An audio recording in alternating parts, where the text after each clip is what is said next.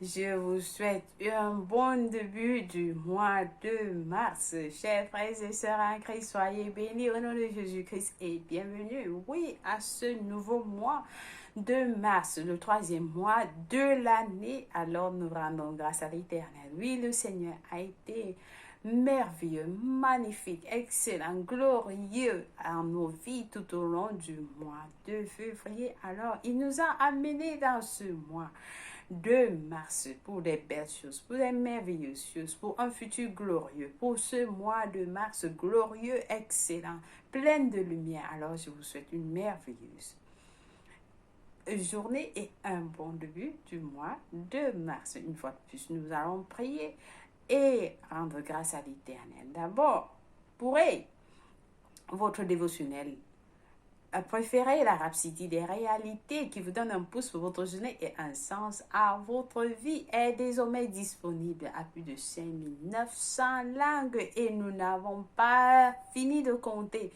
Nous espérons que l'édition de 2022 du dévotionnel améliorera votre croissance, votre développement spirituel et vous positionnera pour un succès retentissant tout au long de l'année.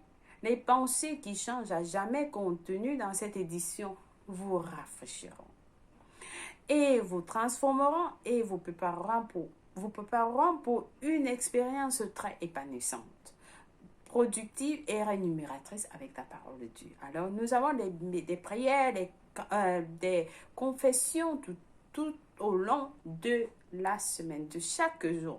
Alors, le pasteur nous dit de parler, dit à haute voix ses confessions et ses prières quotidiennement. Et elles vont produire des résultats conformes à votre confession. Amen. Nous avons la lecture biblique de 1 an et de 2 ans.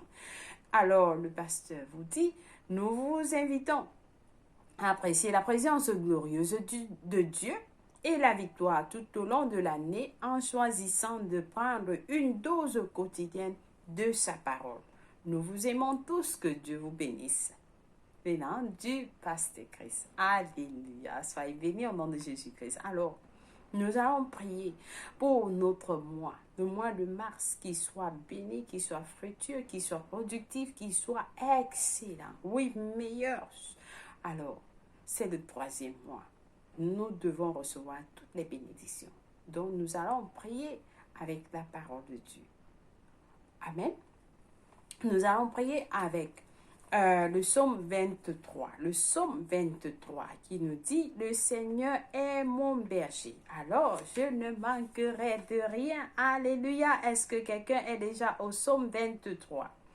Nous allons rapidement au psaume 23 et nous allons le lire ensemble. L'Éternel est mon berger, je ne manquerai de rien. Il me fait reposer dans de verts pâturages. Il me dirige près des eaux paisibles. Il restaure mon âme. Il me conduit dans les sentiers de la justice à cause de son nom. Quand je marche dans la vallée de l'ombre de la mort, je ne crains aucun mal, car tu es avec moi, ta ouillette et ton bâton me rassurent. Tu dresses devant moi une table en face de mes adversaires. Tu oins l'huile, tu oins d'huile ma tête et ma coupe déborde. Oui, le bonheur et la grâce m'accompagneront. Alléluia. Tous les jours de ma vie, tout au long du mois de mars, et j'habiterai dans la maison de l'Éternel jusqu'à la fin de mes jours. Alléluia. Alléluia. Alléluia. Alors nous prions en langue de l'esprit.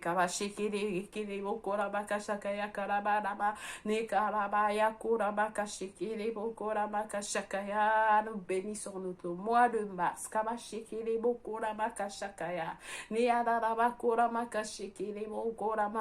Merci Seigneur.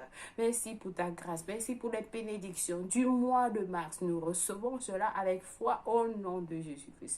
Merci Père pour tes enfants qui vont suivre la rhapsodie des réalités tout au long de ce mois, qu'ils soient bénis, qu'ils soient protégés, qu'ils soient couverts au long de et à leur sortie et à leur entrée, ils sont protégés au nom de Jésus-Christ. Merci Saint-Esprit de nous guider aujourd'hui, de m'aider à vivre la rhapsodie des réalités à tes enfants afin qu'ils soient bénis. puis que cette parole produise des résultats et impacte de la foi dans leurs âmes, dans leur esprit, au nom de Jésus-Christ. Amen, béni soit Dieu. Alléluia, béni soit l'Éternel. Alors le pasteur commence avec un meilleur passage du mois. Soyez très attentifs et quelqu'un va recevoir des bénédictions qu'il n'a jamais reçues. Alors, le pasteur nous enseigne aujourd'hui sur le sujet intitulé « Croyez et agissez sur la parole ». Croyez et agissez sur la parole. Notre verset du jour est tiré de Jean 8, verset 32, qui lit « Vous connaîtrez la vérité, et la vérité vous affranchira. » Un jour, le pasteur nous dit, un jeune homme qui avait été diagnostiqué de la tuberculose est venu me voir. Il avait des douleurs à la poitrine et il toussait du sang. C'était vraiment grave, le pasteur dit.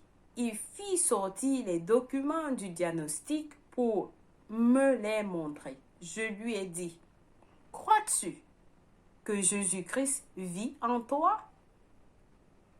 Il a répondu, oui. Alors j'ai dit, cela signifie que, cela signifie que tu ne peux pas avoir la tuberculose. Cela signifie que tu ne peux pas avoir la tuberculose parce que la vie de Christ en toi ne peut être soumise aux maux, à la maladie, ni à aucune forme d'infirmité. Quelqu'un est malade aujourd'hui, tu reçois cette vie. Tu reçois ta guérison si tu crois à ce message. Amen. Si tu écoutes ce message, tu reçois ta guérison au nom de Jésus-Christ. Reçois. Cela signifie que tu ne peux pas avoir la tuberculose parce que la vie de Christ en toi ne peut pas être soumis aux maux, à la maladie, ni à aucune forme d'infirmité, d'infection. Lorsqu'il est retourné chez les docteurs, ils ont confirmé qu'il était négatif à la tuberculose. Alléluia! Alléluia! Le monsieur était totalement choqué. Mais voici la question. Pourquoi les hommes succombent à la maladie? Le pasteur pose la question. C'est parce qu'ils ne connaissent pas Jésus. C'est parce qu'ils ne connaissent pas Jésus. Ils ne connaissent pas la vérité.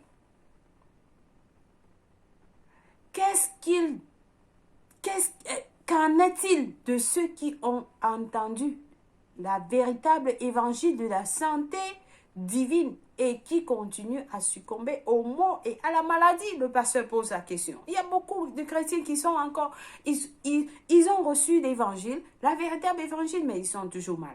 Le pasteur dit, cela prouve clairement qu'ils ne croient pas vraiment à ce qu'ils ont entendu. Ils ne croient pas vraiment à ce qu'ils ont entendu, raison pour laquelle ils sont malades. Lorsque vous croyez, cela changera votre vie. Lorsque vous croyez à la vérité, cela change votre vie. Comme lu dans notre verset principal, Jésus disait, vous connaîtrez la vérité et la vérité vous affranchira. La vérité vous affranchira de la maladie, de la pauvreté, de l'échec, du manque de tout et tout. Vous connaissez la vérité c'est Jésus. Il a dit, je suis le chemin, la vérité et la vie. Donc si vous connaissez la vérité va vous affranchir. Quelqu'un doit recevoir ce message. Quelqu'un doit recevoir. Vous devez recevoir. La pauvreté est finie, le manque est fini, la maladie, l'échec est fini si vous connaissez la vérité. Ah, chers frères et sœurs, vous ne pouvez pas connaître la vérité et vous demeurez à ce niveau-là. Non, Jésus n'a jamais menti à quelqu'un. Jamais. Lorsque vous dites, j'ai la tuberculose, par exemple, comment le savez-vous? Le pasteur vous pose la question. Comment le savez-vous? Peut-être que vous avez ressenti des signes et des symptômes tels que la toux pendant des jours, toussant du sang, ou du mucus, des douleurs à la poitrine, ainsi de suite. Ces symptômes vous ont fait croire. Ces symptômes vous ont fait croire que vous avez la tuberculose. Mais pourquoi ne cherchez-vous pas aussi à découvrir ce que Dieu a dit à propos de vous? Si vous croyez aux symptômes, aux symptômes, pourquoi aussi le pasteur vous dit, pourquoi ne cherchez-vous pas aussi à découvrir ce que Dieu a dit à propos de vous? Quels sont les signes de la présence de Dieu dans votre vie? Le pasteur nous pose la question. Quels sont les signes de la présence de Dieu dans votre vie? À quel rapport allez-vous croire? À quel rapport allez-vous croire? Celui de Dieu ou des docteurs? Vous allez croire au rapport de Dieu ou au rapport des docteurs? Vous allez croire à ce que le docteur vous dit, vous avez les symptômes, vous avez la tuberculose après des tests, des examens, ou alors vous allez croire à ce que Dieu vous dit, votre Créateur. Vous allez croire à Dieu ou au docteur? Le pasteur nous pose la question. Celui que vous croyez est celui auquel vous répondrez. Lorsque vous croyez aux signes et aux symptômes de la maladie, vous serez malade et maladif. Vous croyez aux symptômes et aux signes et aux symptômes de la maladie, vous serez malade et maladif. Mais si vous agissez sur la parole de Dieu, une transformation se produira. Une transformation se produira. Vous vous rendrez compte que puisque Christ est en vous, votre sang est purifié. Aucune maladie ou infirmité ne peut prospérer dans votre corps. Gloire à Dieu. Aucune maladie, infirmité ne peut prospérer dans votre corps parce que Christ est en vous et votre sang est purifié. Votre sang est purifié. Vous êtes pur. Vous êtes en santé divine. Amen. Alléluia. Est-ce que quelqu'un a été béni? C'est le mois de mars. C'est le mois de mars. Alors, parce que Christ nous amène. Il va nous amener. Oh Seigneur Jésus, merci. Alors, nous avons à lire nos études approfondies pour comprendre mieux la parole de Dieu. Qu'est-ce que la parole de Dieu nous dit? Dans Ésaïe 53, verset 1, nous dit ceci. Qui a cru à ce qui nous était annoncé? Qui a reconnu le bras de l'Éternel? Qui est-ce que vous avez cru à ce qui vous a été annoncé? Amen. Est-ce que vous avez cru à Jésus-Christ? Vous avez accepté qu'il est le Seigneur, le Sauveur de votre vie? Alors, pourquoi est-ce que vous êtes malade? Pourquoi est-ce que vous êtes... Non, pas du tout. Alors, 1 Pierre, nous allons à 1 Pierre 1, verset 23, nous dit ceci. Puisque vous avez été régénérés, non pas une semence corruptible, mais par une semence incorruptible, par la parole vivante et permanente de Dieu. Vous avez été régénérés par une semence incorruptible. Nous sommes nés de la parole de Dieu. Et la parole de Dieu habite en nous. La parole de Dieu est vivante, elle vit en nous et elle est permanente. Alléluia. Quelqu'un dit, j'ai la parole de Dieu en moi, alors je ne peux pas être malade. Pas du tout. Pas du tout. La maladie, c'est pas pour moi. L'échec, c'est pas pour moi. Le manque, ce n'est pas pour moi. Alors, nous avons à lire Romains 8, verset 10 à 11, qui nous dit, « Et si Christ est en vous, le corps, il est vrai, le corps, il est vrai, est mort à cause du péché, mais l'esprit est vie à cause de la justice. Et vous avez reçu le salut, vous avez reçu la justice. Pourquoi est-ce que l'esprit est vie à cause de la justice qui est en vous? Et si l'esprit de celui qui a ressuscité Jésus d'entre les morts habite en vous, celui qui a ressuscité Christ d'entre les morts rendra aussi la vie à vos corps mortels par son esprit qui habite en vous. Jésus-Christ habite en vous. Alors, il vous donne la vie. Il vivifie votre corps. Il vous donne la vie dans votre corps mortel que le docteur a dit que vous êtes malade. Vous avez... Non, Jésus-Christ, quand vous avez Jésus-Christ en vous, il vous donne la vie. Son esprit est en vous. Christ en vous, l'espérance de la gloire. Amen. Alors, chers frères et sœurs, suivez ce message encore. Ça va augmenter votre foi. Pasteur, nous te bénissons. Nous rendons grâce à Dieu pour ce message du jour. Beaucoup. Et surtout, n'oubliez pas les 3 jours de guérison avec notre homme de Dieu à partir du 18 mars au 20 mars. Alors, soyez prêts, préparez-vous. Alors, nous allons passer à la confession du jour. Le pasteur nous a donné une confession. Rappelez-vous, il nous a demandé de dire cela à haute voix.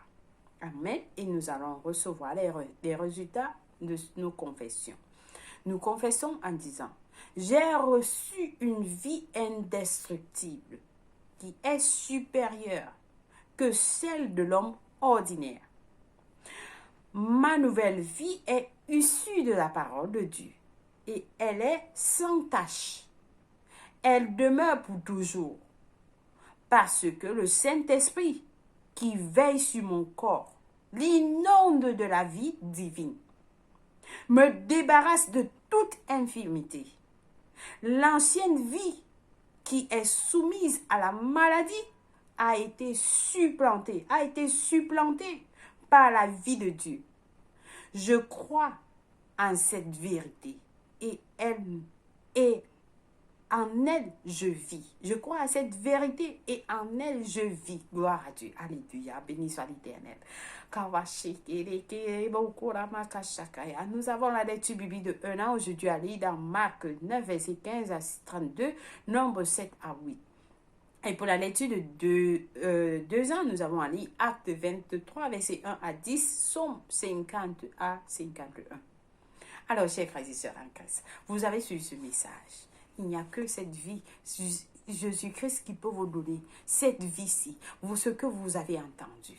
Il n'y a que Jésus-Christ qui est la vérité, qui peut vous rendre, qui peut vous affranchir de toute maladie.